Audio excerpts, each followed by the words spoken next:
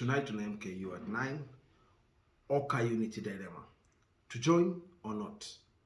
The One Kenya Alliance faces a dilemma on whether to join another alliance or go through to the August 2022 polls. Azimio woos Nakuru. Also tonight, wooing Nakuru. Politicians allied to Azimio la Umoja have embarked on political rallies in Nakuru County. Ruto's trip to the USA.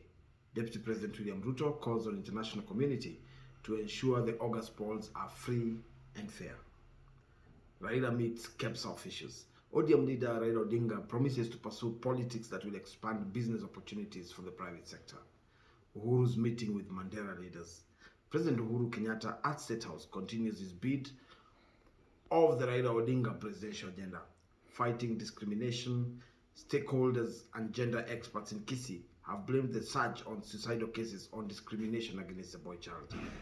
UNEA's 5 deal. Governments and lobby groups to sign a binding plastic treaty agreement that will see nations step up their efforts to curb political waste. In a few, our news in full. The One Kenya Alliance has moved to allay fears of a fallout in its ranks, maintaining its unity. The coalition's 4 principles in a show of unity revealed they will sign the unity deal next week. And as Apollo Kamau reports, the coalition is at crossroads on the August 9 question as One Kenya Alliance renewed its charm offensive on Kalonzo.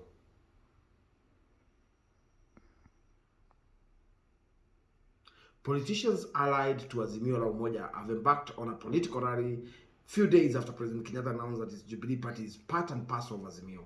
The outspoken ODM leader Junet Mohamed defended the coalition, stating that it meant well for Kenyans. Shadrach Kareria tells us more.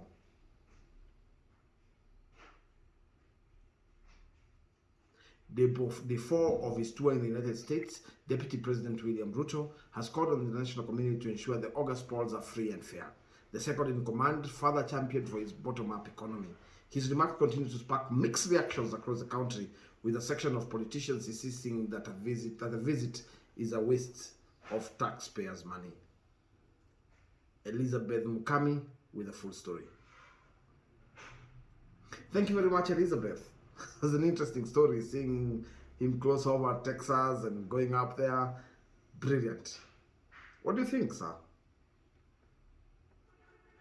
Raila's date with KEPSA. ODM Raila Odinga has promised to pursue policies that will expand business opportunities for the private sector. Odinga spoke when he honored an invitation from the Kenya private sector. The business community had sought the former Prime Minister's views on boosting the private sector. In a bid to boost his 2022 game plan, President Uhuru Kenyatta continues to play mother hen ahead of the August polls. The president meeting Mandela leaders. Top of agenda is to sell Odinga's agenda. In attendance was former Cabinet Secretary for East African Community and Regional Development, Adan Mohamed.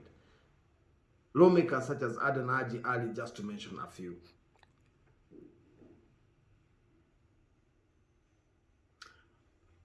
And now our twists to very sad story. A surge of suicidal cases in Kisii County has been blamed on gender-based violence and discrimination of the boy child since COVID-19 struck the country in March 2020. Stakeholders and gender experts stating that adolescents below the age of 18 are on the spotlight. However, Kisii has been rated that where female genital mutilation is highly practiced. Angela Mora with a full story. The United Nations Assembly comes to a close as Kenya champions for governments and lobby groups to sign the binding plastic treaty agreement that will see nations step up their efforts to curb plastic waste. Kenya, which was represented by Cabinet Secretary for Environment Keriako Tobiko, urged the global north counties to beat plastic pollution by crafting policies that can curb waste. From the United Nations in Nairobi, we join our Foreign Affairs reporter, Mike Makamaka.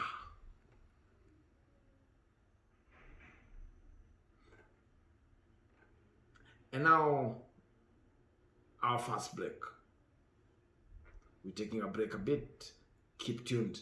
Coming up, a story you don't want to miss. An investigative story by MKU TV.